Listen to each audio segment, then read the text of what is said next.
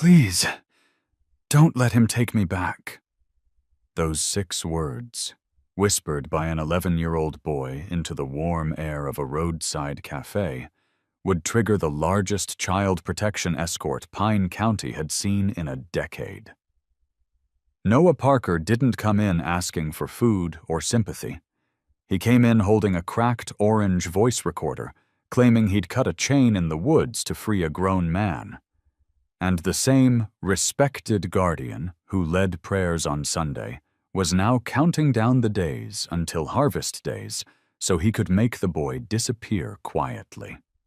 For 278 days, Noah had been trained to stay small, stay silent, stay out of the way. But what happened 12 minutes after he said those words would flip the whole town on its back. This is Noah and Anchor's story, and it doesn't end the way you think.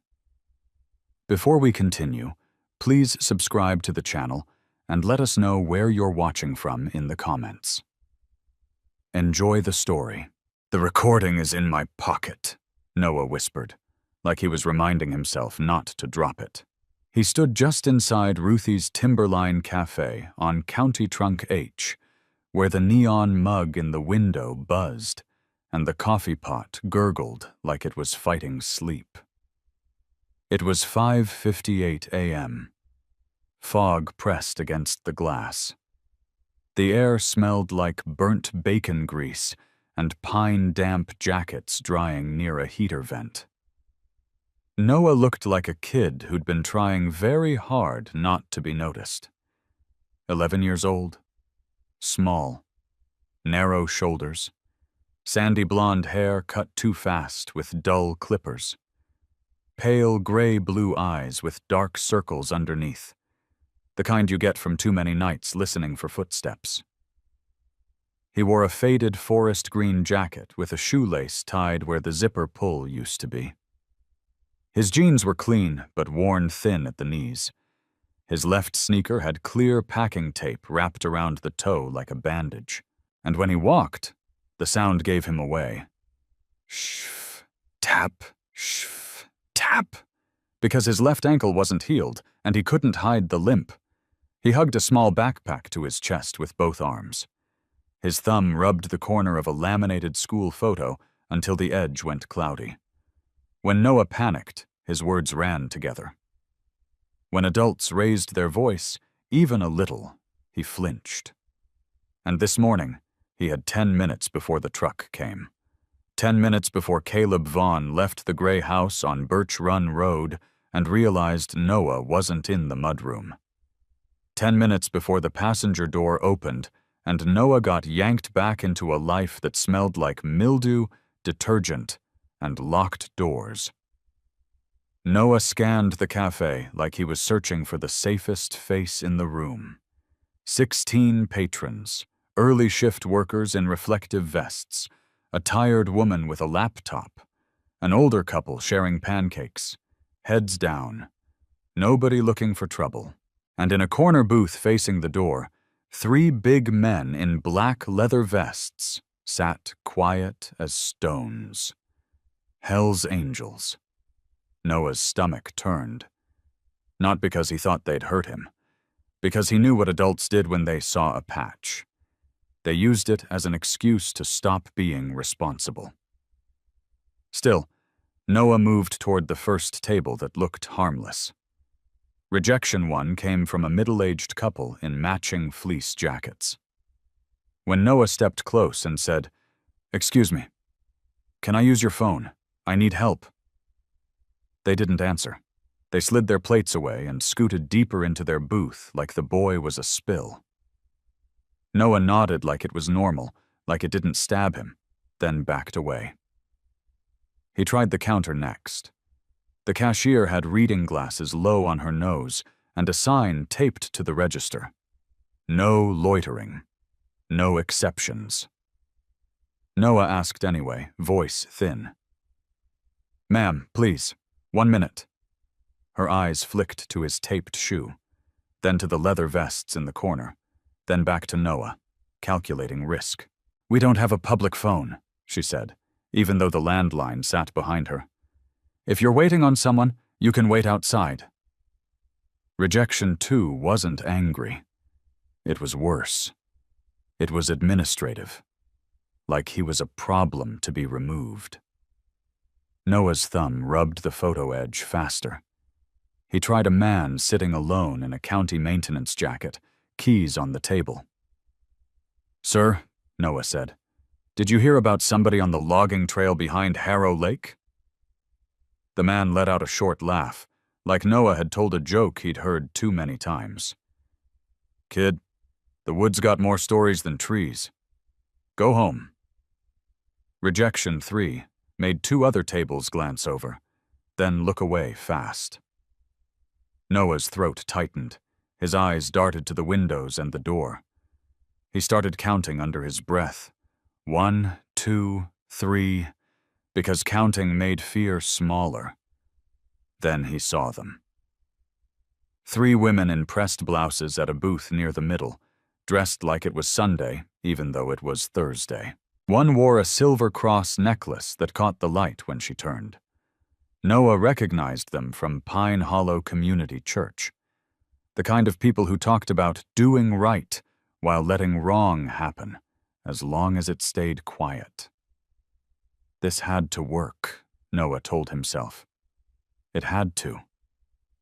He stepped up, voice shaking. "Mrs. Harlan, please, I'm not lying. He's going to make me go back." "Who is he?" one of them asked, already annoyed. Noah swallowed. "Caleb Vaughn. He locks me in the mudroom.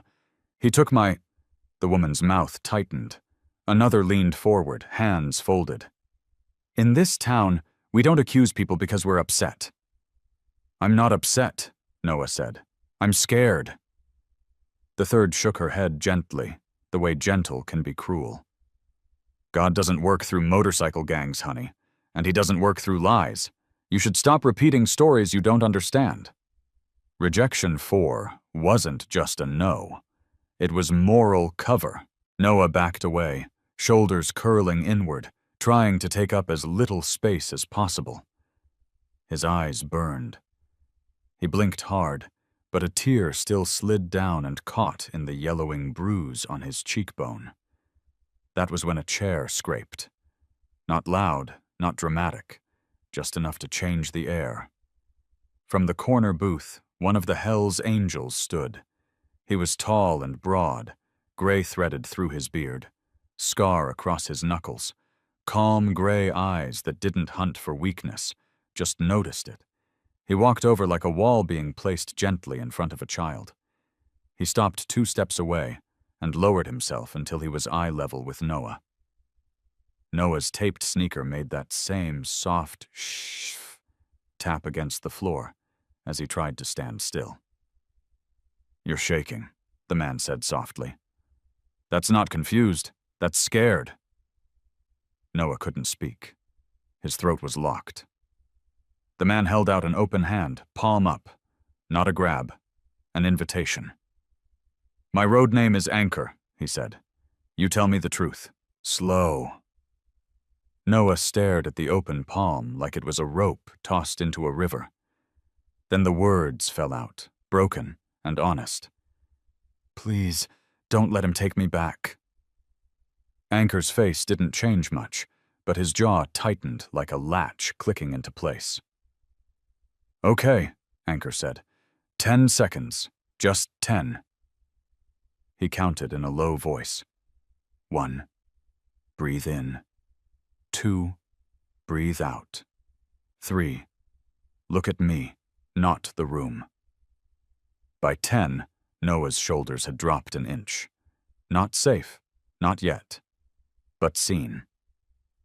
Anchor guided him to the corner booth, inside seat, and sat on the aisle side like a quiet shield.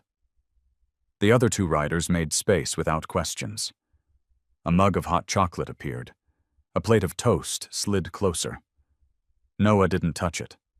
Hunger made him cautious. Anchor didn't push. 1 bite, he said. Then another. Noah took a bite. Warm. Simple, like a memory. Anchor kept his voice low. Name. Noah, he whispered. Noah Parker. Age. 11. Where do you live, Noah?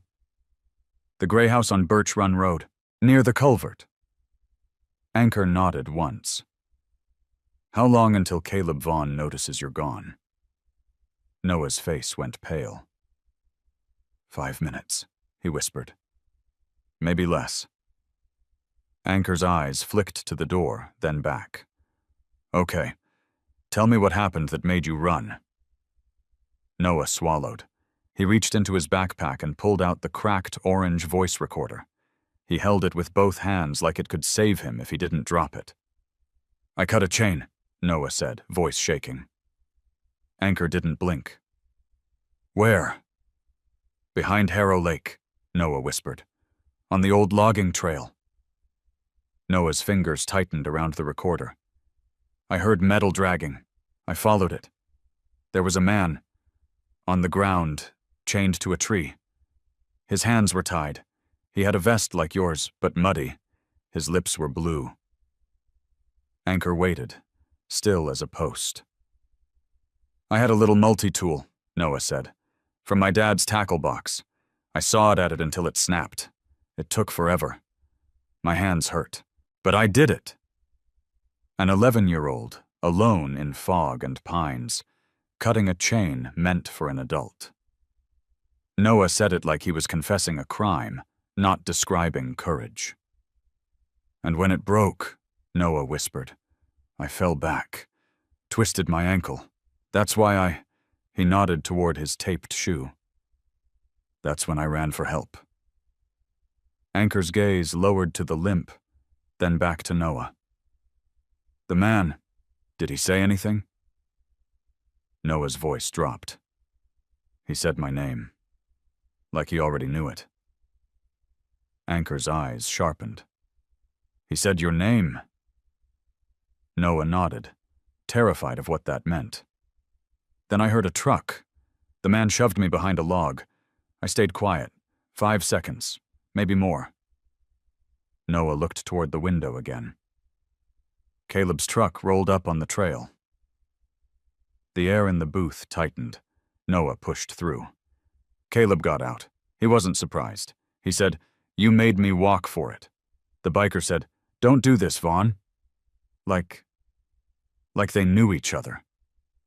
Noah's breath shook. I ran home. Caleb got there later. He locked me in the mudroom and told me the woods was a test. He said if I talked, nobody would believe me over a good man. Noah's eyes flicked toward the church women. He was right. Anchor leaned in. Has he kept food from you? Noah nodded. Locked doors from the outside? Noah nodded again. Stopped you from seeing a doctor alone? Noah's voice cracked. Yes. Anchor didn't explode. He didn't vow revenge. He did the more terrifying thing. He got calm. Has anyone tried to help you before? Anchor asked. Noah swallowed, and the staircase began. I told my teacher, Noah said. She called home. Caleb showed up smiling with donuts. That night, I paid for it.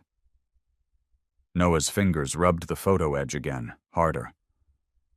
I went to the school counselor. Caleb waited in the hallway. The counselor talked to him. Noah's voice got thin. I went to the sheriff desk. The deputy told me to handle family stuff at home. He called Caleb. Caleb came and thanked him. Noah looked up, eyes wet. So, I don't know what to do anymore. Anchor held his gaze. You did it, he said. You came here. Noah shook his head. They turned me away. Anchor's voice stayed steady. I'm not. Noah blinked fast. He'll come here. He'll take me. Anchor asked permission like it mattered. Can I touch your shoulder? Noah nodded. Anchor placed 2 fingers lightly on Noah's shoulder. "If Caleb walks in," Anchor said, "you look at me. Not him. Not anyone else. Me. If you believe kids deserve one adult who doesn't look away, comment 'Stand with Noah' and subscribe, because what happens next will prove this town's silence was never stronger than the truth." Then Anchor stood, took 2 steps away, and made one call that would wake up 3 chapters before dawn.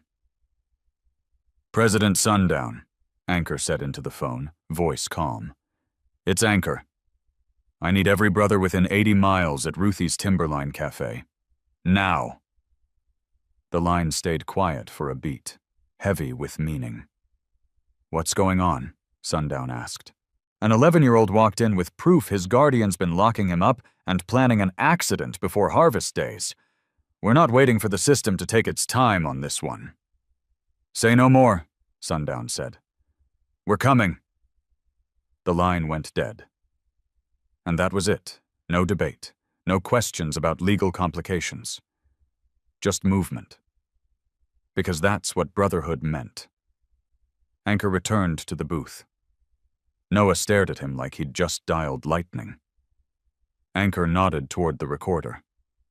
"What's on it?" Noah swallowed. 3 nights ago. Caleb was on speakerphone. He didn't know I was awake." Noah's hands shook. "He said, 'The kid's account.' He said he wasn't losing it. He said a number like it was a prize." Anchor's eyes didn't leave Noah's face. "The number." Noah's voice dropped to a whisper. 1729. "And he said," Noah continued, "before harvest days. He said it had to be quiet. He said nobody asks questions if he's the one leading the prayer." Anchor's jaw tightened. "Okay." Noah blinked. "Okay?" Anchor nodded. "Okay means we move smart. We move clean. We make it impossible for him to rewrite the story." Outside, a low rumble drifted through the fog. At first it sounded like distant thunder. Then it grew. Not chaotic, not angry. Organized. 2 headlights appeared, then 4, then a line. Motorcycles rolling in pairs, slow and controlled, parking in disciplined rows along the far edge of the lot. Engines clicking off one by one until the sudden silence felt heavy. The cafe patrons froze. Forks paused mid-air, coffee forgotten. Now you might be thinking, here comes a mob. But watch what actually happened. 3 men walked in with the bell above the door jingling like nothing special. First came Marshall, mid-50s, close-cropped hair, eyes that missed nothing. Former law enforcement, the kind who knew exactly which forms mattered and which excuses didn't. Behind him came Mender, broad-shouldered with a quiet face, carrying a small medical bag. Then Signal, younger, lean, hoodie under his vest, already pulling a cable from his pocket. They didn't loom over Noah. Marshall crouched, eye level, open palm. "Morning," he said. "I'm Marshall. I'm here to keep adults honest." Noah's breath hitched. Mender spoke gently. "May I look at your ankle?" Noah nodded. Mender's hands were careful, professional. "Sprain," he said. "Untreated. We'll get you seen today. And your wrist?" Noah pulled his cuff back.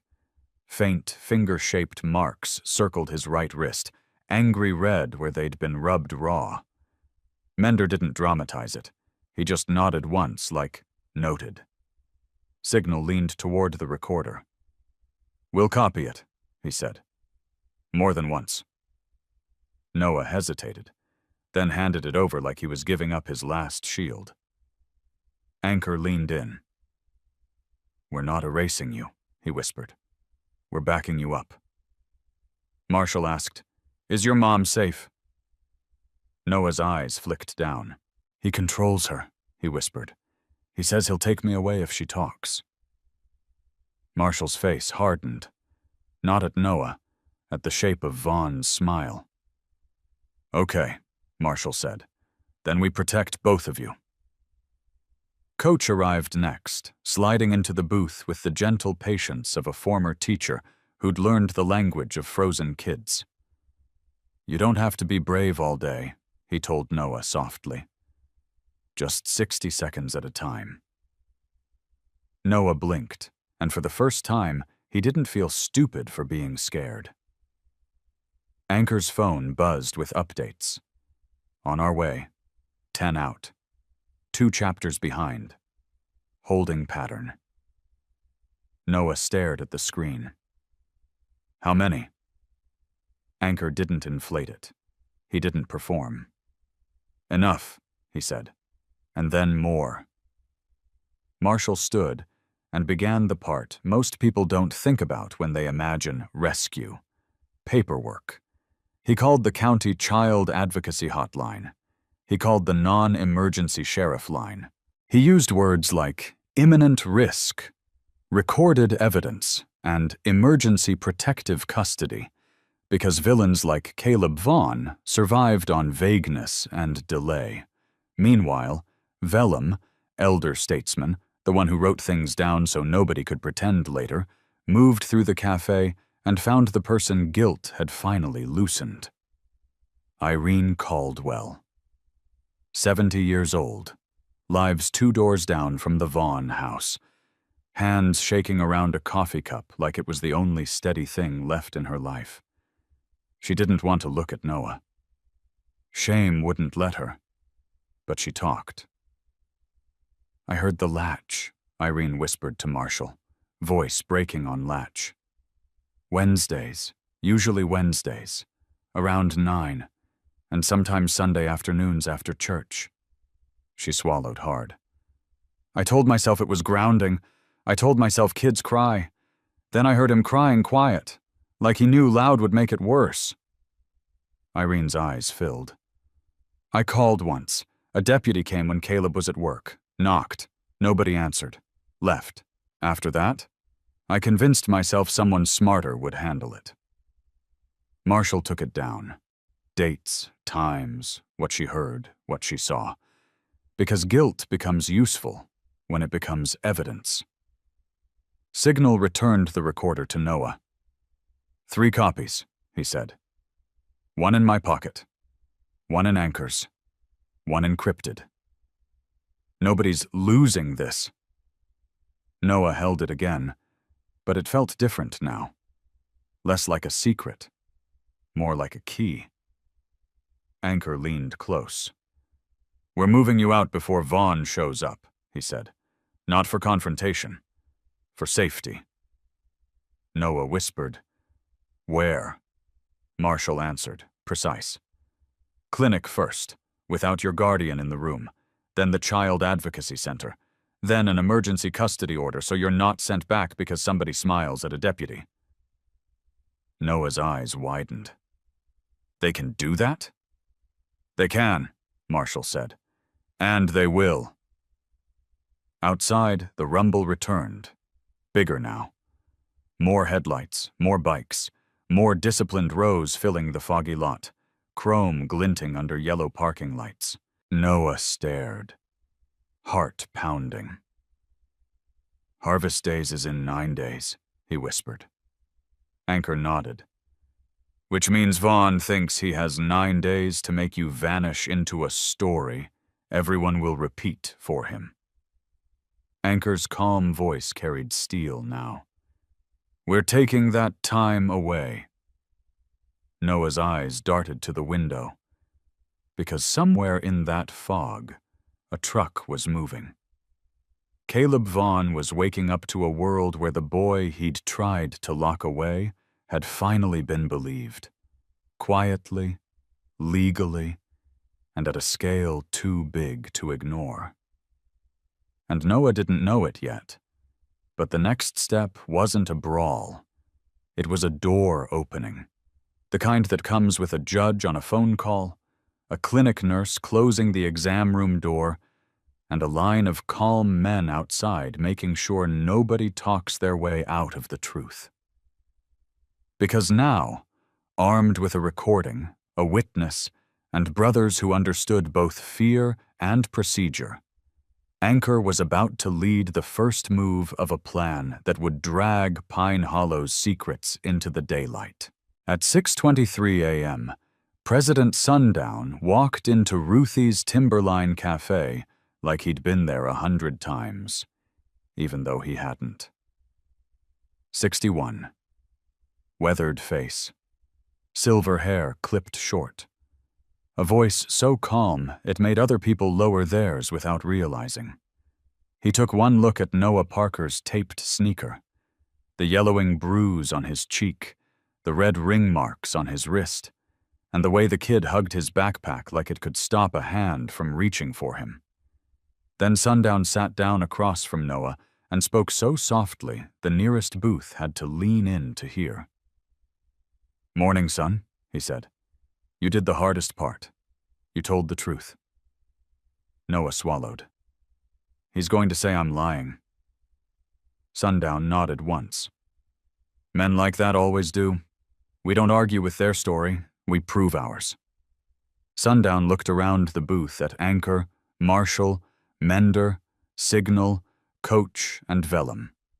And that's when the room went still, in a way that wasn't fear. It was focus. "All in favor of doing this clean?" Sundown asked.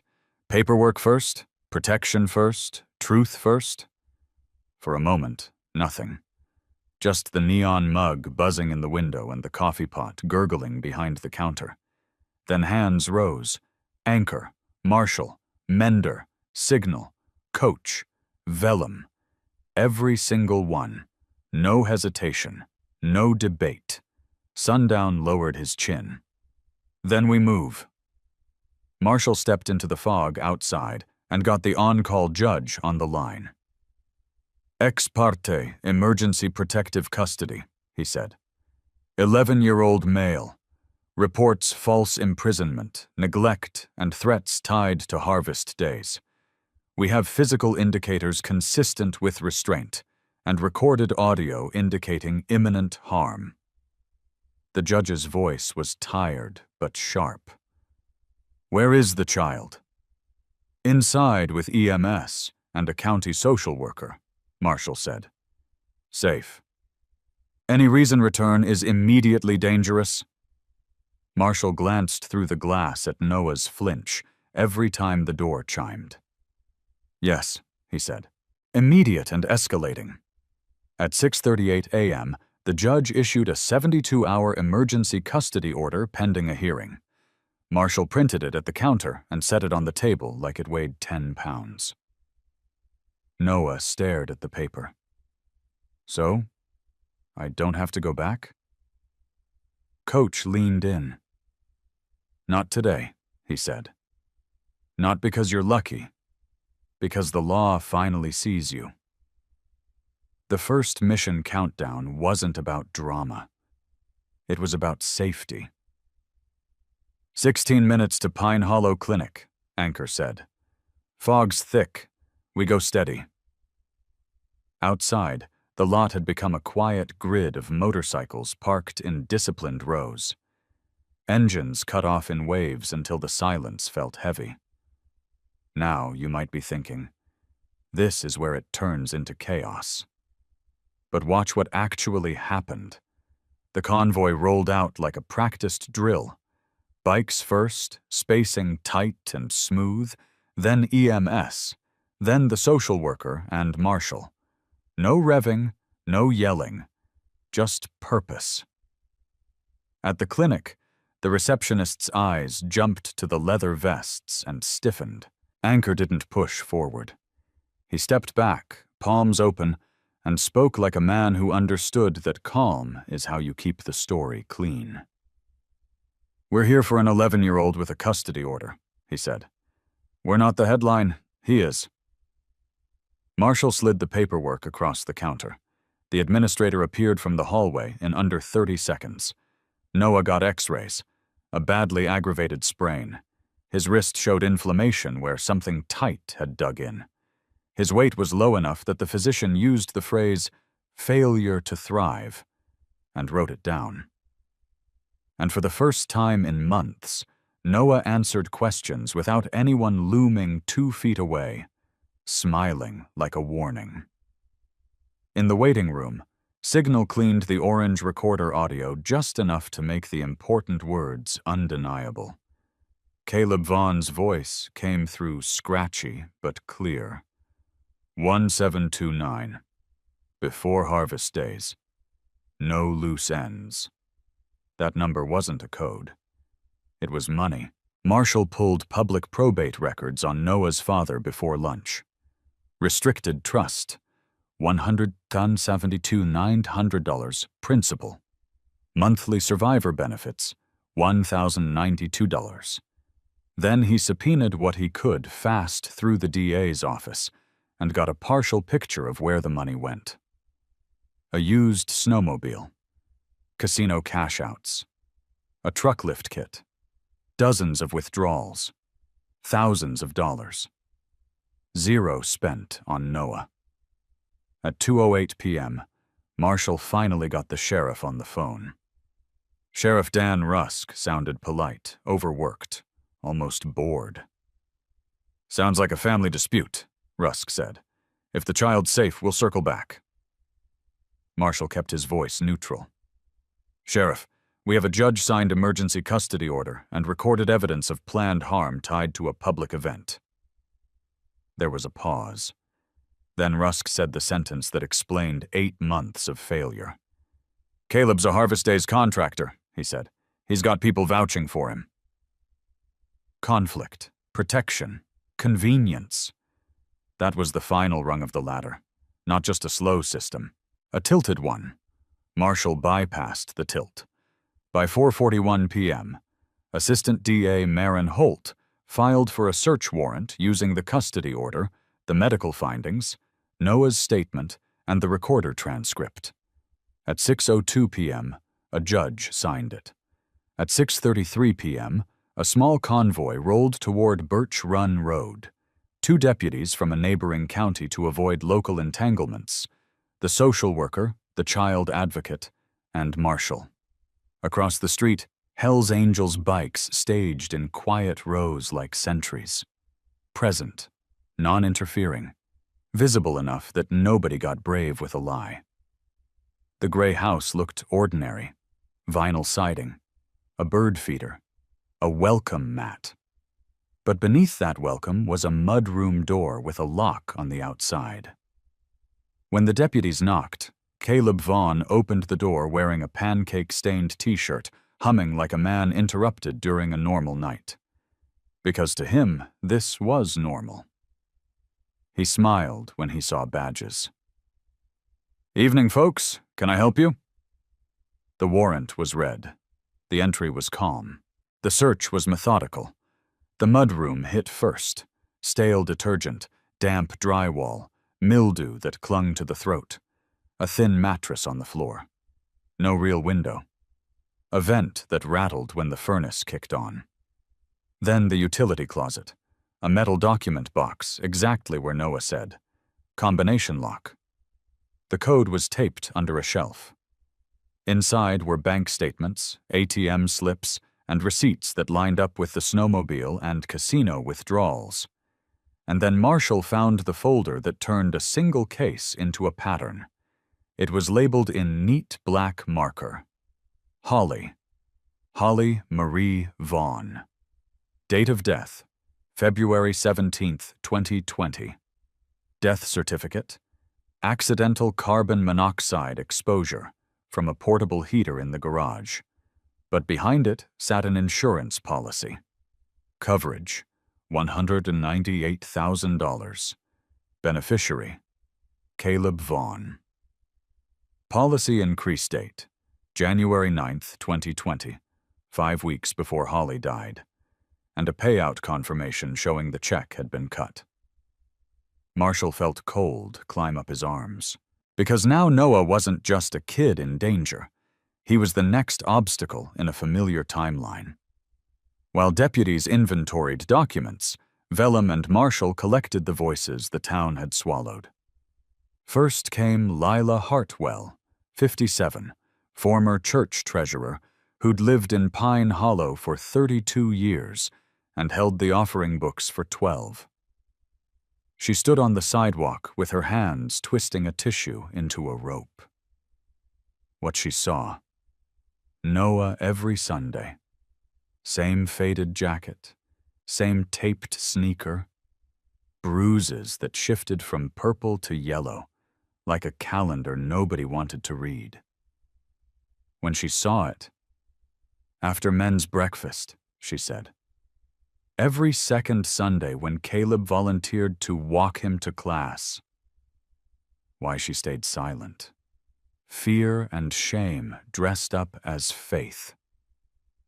"Pastor told me not to gossip," Lila whispered. "And Caleb told me, smiling, that people who spread lies can be sued." How she feels now. Her hands shook as she spoke. She couldn't meet Marshall's eyes when she said Noah's name. Her confession came out raw and small. "I knew something was wrong. I didn't want to be the one who tore the church apart." Then she handed over what guilt had made her keep. Copies of ledger notes about benevolence funds Vaughn insisted on delivering personally, with dates and amounts that never made it to the families listed. The second witness came from the Harvest Days grounds. Roy Tamman, 73, retired electrician, who'd wired the barn lights for 20 years and knew every camera angle like he knew his own kitchen. Introduction.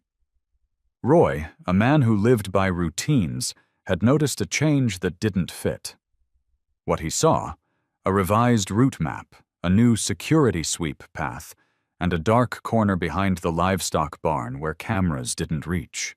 When he saw it, "Last Tuesday," Roy said, "when the committee met. Caleb asked me not to add a light there. Said it would ruin ambiance." Why he didn't act. Roy's mouth tightened. "I told myself it wasn't my job. I told myself it was just festival nonsense." How he feels now. His voice broke on the word boy. He wiped his face with the back of his hand and looked past the house like he couldn't stand seeing it. His confession. "I knew it was wrong. I didn't want trouble in my last good years." Roy signed a statement and attached the route map he'd kept. Evidence, not outrage. Then the final institutional failure showed itself in the driveway. Sheriff Rusk arrived late, face tight when he saw neighboring deputies already inside and a warrant already executed. He tried to take control with that official tone small towns use like a shield. "We'll handle it from here," he said. Marshall didn't argue. He simply handed him copies. Custody order, warrant, recorder transcript, medical report, insurance folder, witness statements. Rusk's eyes flicked to the policy increase date, then to the route map, then to the trust withdrawals. For a second, fear flashed. Not of Vaughn, but of what it meant that he'd been slow-walking this. Marshall's voice stayed even. "Sheriff, you told me he had people vouching for him. Who?" Rusk's jaw worked. "He's on the festival committee," he said.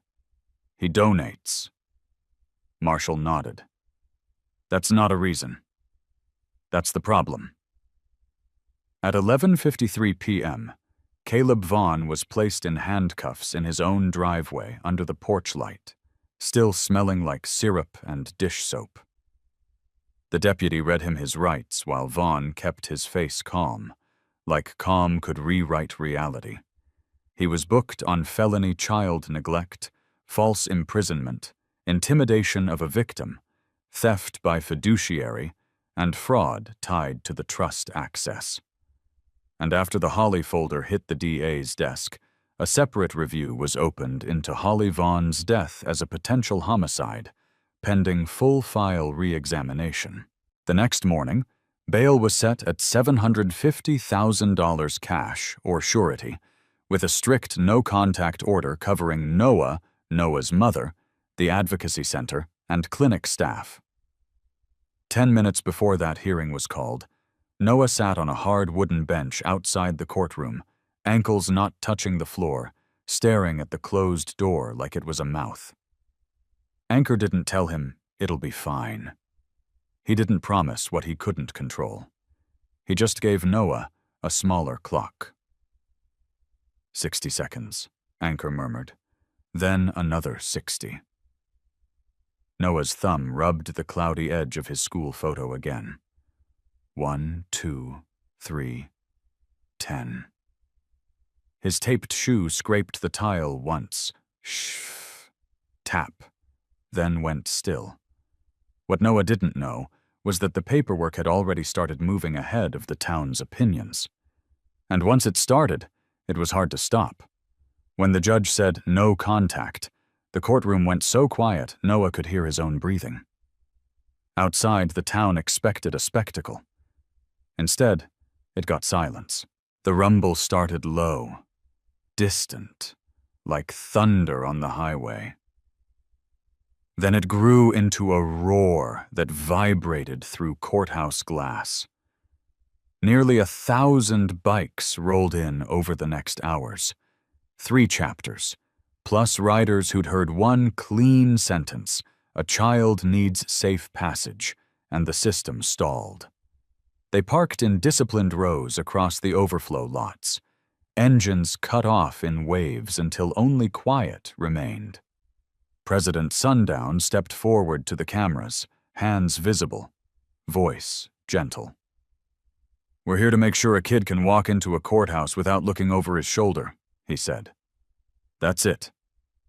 Noah stood between Anchor and Coach on the courthouse steps, wearing a borrowed winter jacket that actually fit. His taped sneaker was still taped. But this time, when it made its soft sha'ef tap on the stone, nobody scooted away. People moved closer. Justice had been served. But justice wasn't the ending. It was only the beginning. The first night Noah Parker slept without a locked door, he still woke up 3 times. Not because someone touched the knob, because his body had learned to listen for it anyway. He lay on a real bed at Pine Hollow Family Advocacy Center, a place that smelled like clean sheets and lemon disinfectant instead of mildew and detergent. A night nurse had left a small lamp on low. The light didn't stab his eyes. It just existed, steady.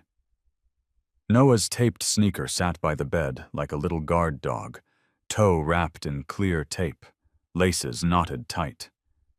In the quiet, he could almost hear the sound it had made on Ruthie's tile. Shh. Tap, like a reminder of how far he'd walked on something that should have been replaced months ago. Anchor sat in a chair by the window with a styrofoam cup of coffee cooling in his hands. Not talking, not pushing, just staying. Coach had told Noah earlier, "Tonight isn't about bravery, it's about permission to rest." Outside, Pine Hollow talked. That's what small towns do when the truth finally shows up with paperwork attached. Some people tried to make it about patches, but Marshall and Sundown made sure the record made it about what it always should have been. A child, a plan, and a system that stalled until it didn't have room to stall anymore. At 9:12 a.m. the next morning, Erin Parker walked into the advocacy center, escorted by a victim advocate and a deputy from the neighboring county. She moved like someone stepping out of deep water, slow, unsure, eyes red-rimmed and unfocused. Noah saw her from the hallway and froze. His shoulders rounded inward like he was bracing for the old script. Erin didn't run to him. She didn't overwhelm him with apologies that would make him feel responsible for her feelings. She stopped 3 feet away, hands open at her sides, and whispered, "Hi, baby." Noah's thumb found the cloudy edge of that school photo again. 1, 2, 3. Anchor kept his voice low. "You're in charge of your feet," he murmured. "If you want to step forward, you do. If you don't, you don't." Noah took one step, then another. Then he leaned his forehead into his mom's sweater like he was checking whether it was real. Erin's hands trembled as she wrapped him up carefully, like she was afraid she'd break him. "I'm so sorry," she said, and her voice cracked on sorry, like it had been stored in her chest for months.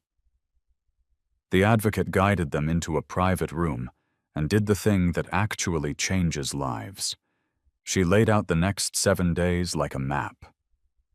Emergency custody had already been granted. A no-contact order was already filed. A hearing was already scheduled. Not soon. On paper, on a calendar, with times. Marshall brought Erin copies and explained them without jargon. "This means he can't call you. He can't come near you. If he tries, it's a new charge. This means Noah can't be returned to that house because someone feels uncomfortable with conflict." Erin's eyes filled again, but this time it wasn't only fear. It was relief so sharp it hurt. They didn't send Erin back to the gray house to pack. That's how women get pulled back in. Instead, Sundown arranged a safe pickup with deputies and an advocate present. Anchor didn't go inside. He stayed on the porch, visible through the window, calm as a fence post. Presence without pressure. Vellum and Coach carried out what mattered. Noah's school backpack, a small box of photos, Erin's medications, and a zip folder of documents Caleb Vaughn had kept locked away like trophies. Birth certificate, trust paperwork, benefit letters. Everything, Noah said, existed.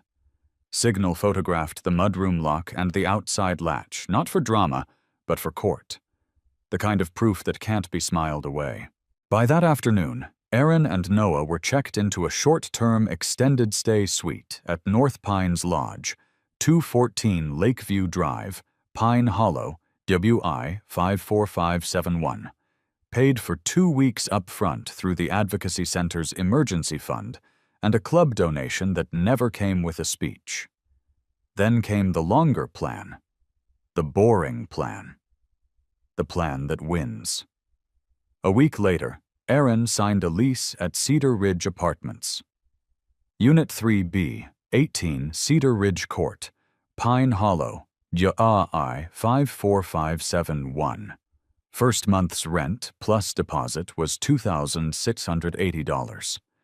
Utilities startup fees were $400. A used washer from a local reseller was $220. Sundown didn't hand Erin cash like charity. Vellum set it up as a transparent support fund coordinated with the Advocacy Center so every dollar had a receipt, and every receipt could stand up in a courtroom if anyone questioned it. The trust was moved under court supervision with an independent fiduciary by day 10. Caleb Vaughn's management authority was revoked the same morning. Restitution paperwork started immediately. Mender got Noah into a proper ankle brace and a physical therapy schedule. Twice a week for 6 weeks, then reevaluate. He also got Noah's wrist examined by an orthopedic specialist who documented the restraint marks and inflammation as part of the medical record. Coach helped Noah build a safe script for school. Simple sentences he could use when adults asked questions he wasn't ready for. "I'm safe now. I'm working with the Advocacy Center. Please talk to my caseworker." Because for kids like Noah, control isn't power. It's oxygen. 3 weeks after the arrest, the court hearing happened. Caleb Vaughn came in wearing a button-down shirt and the same calm face that had worked on deputies for months. He tried to make it sound like discipline, like misunderstanding, like a boy acting out.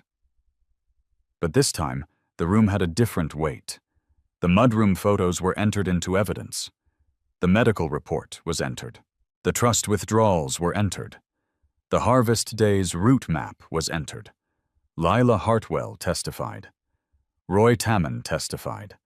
Irene Caldwell testified, hands shaking, voice breaking on the word latch.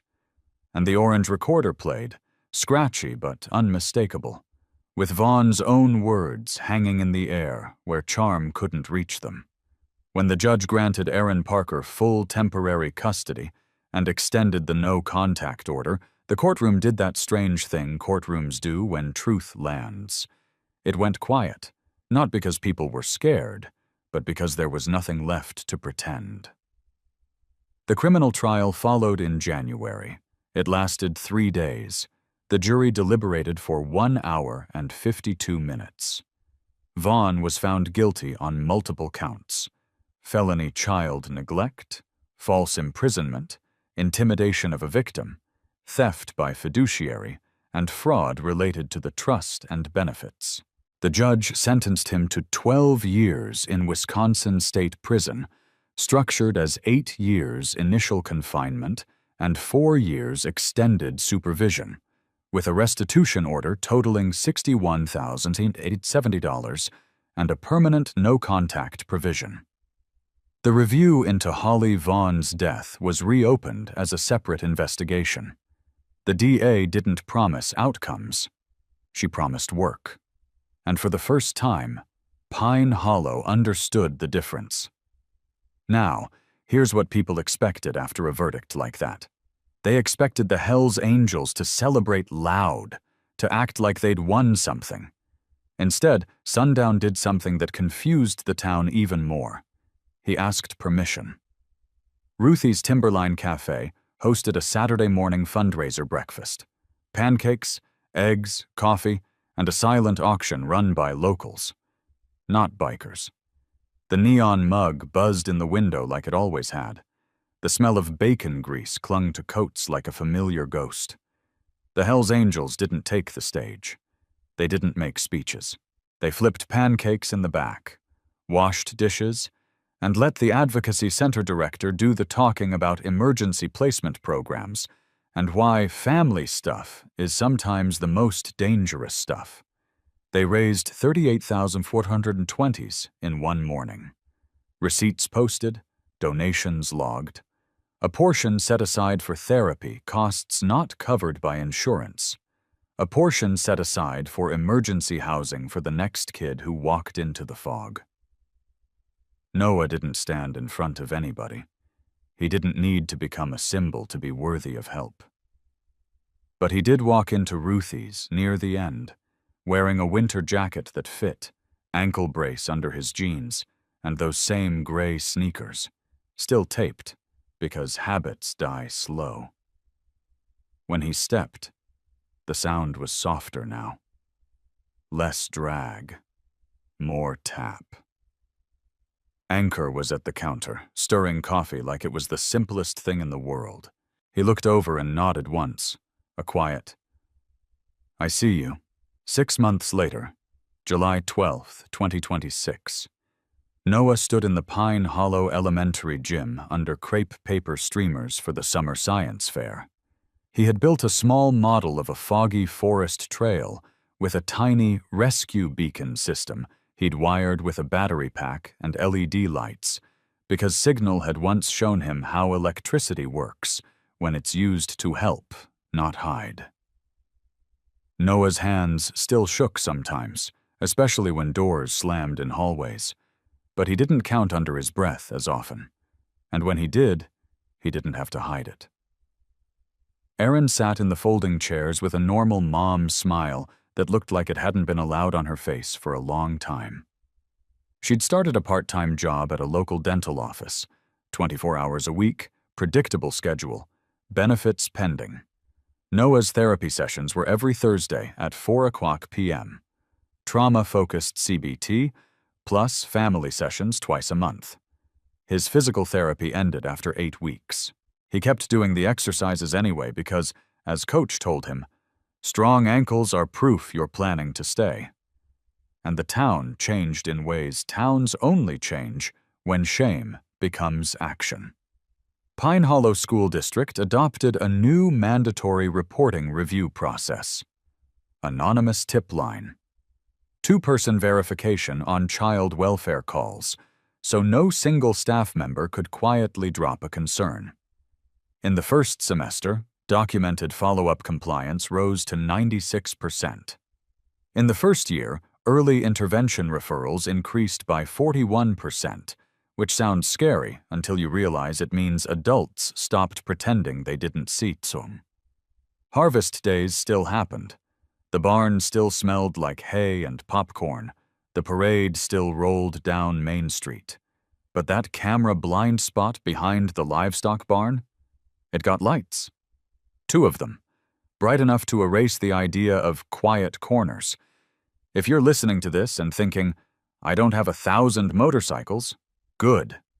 You're not supposed to. Noah didn't need 1,000 motorcycles to be worth saving. He needed one adult to stop choosing comfort, one teacher to call the right hotline and follow up, one deputy to take a boy seriously, one church member to say, no, actually, we're not handling this quietly. The Hells Angels didn't replace the system. They forced it to wake up.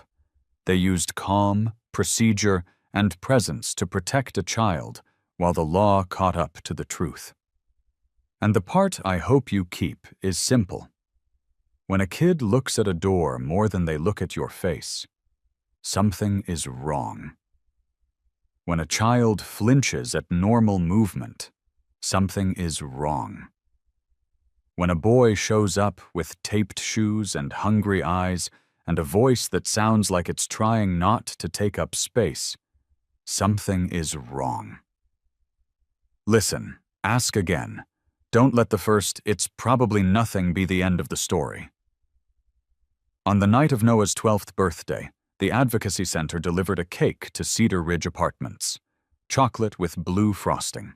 Noah blew out the candles without wishing for safety, because safety had finally become normal enough that he could wish for other things.